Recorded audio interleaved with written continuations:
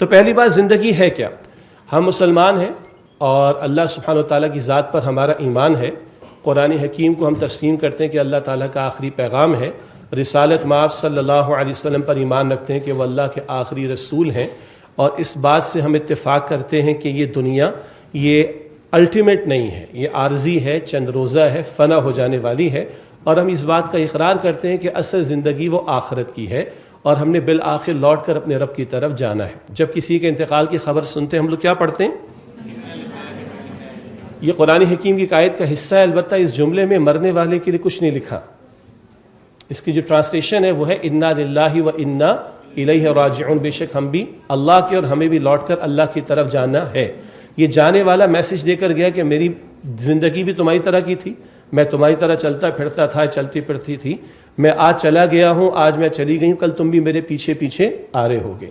موت ایک ایسی اٹل حقیقت ہے کہ اس پہ کسی کا انکار نہیں ہے، کسی کا اختلاف نہیں ہے.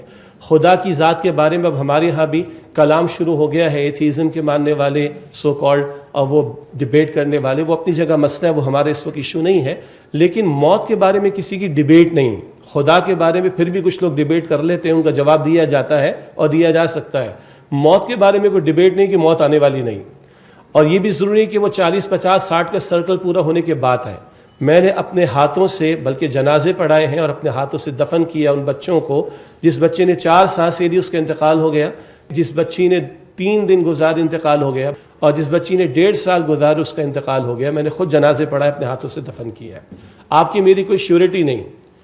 عجیب لگتا ہے نا اسٹوڈنٹس کے سامنے، سر ابھی تو زندگی کی بہاریں دیکھنی ہے، ابھی تو ہمارا کیریئر ہے، ہمارا پروفیشن ہے، اس میں آگے پرسو کرنا ہے، پریکٹیکل لائف آنی. بالکل ٹھیک ہے، اللہ آپ سب کو زندگی اچھی عطا فرمائے، ہم سب کو عطا فرمائے.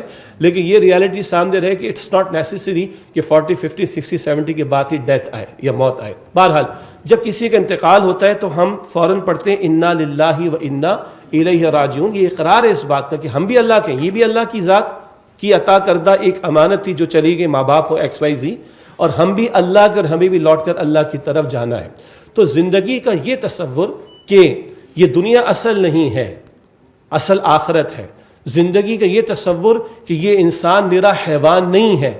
جانوروں کے پاس بھی ہاتھ ہیں، پیر ہیں، آنکھیں، سب کچھ ہے، لیکن اس انسان میں اللہ نے اپنی روح میں سے کچھ پھونکا ہے اور اس انسان کو اللہ اشرف المخلوقات بنا کر اس نے بھیجا، اپنی خلافت دے کر زمین پر بھیجا، اپنی نمائندگی دے کر زمین پر بھیجا ادھر ہے ادھر کی تیاری کے لیے. یہ پہلا نقطہ ہے، ہم سب کو بچپن سے معلوم ہے. لیکن یاد رکھیے کہ معلوم ہونا ایک شے ہے اور یقین ہونا دوسری شے ہے. Knowledge is something different and conviction is something very very different. تو پہلا پوائنٹ، یہ زندگی جس کو آپ اور میں تسلیم کرتے ہیں اپنے عقیدے کی بنیاد پر، یہ عارضی ہے اس دنیا میں، لیکن اصل اس کا مسئلہ آخرت میں پیش آنے والا ہے.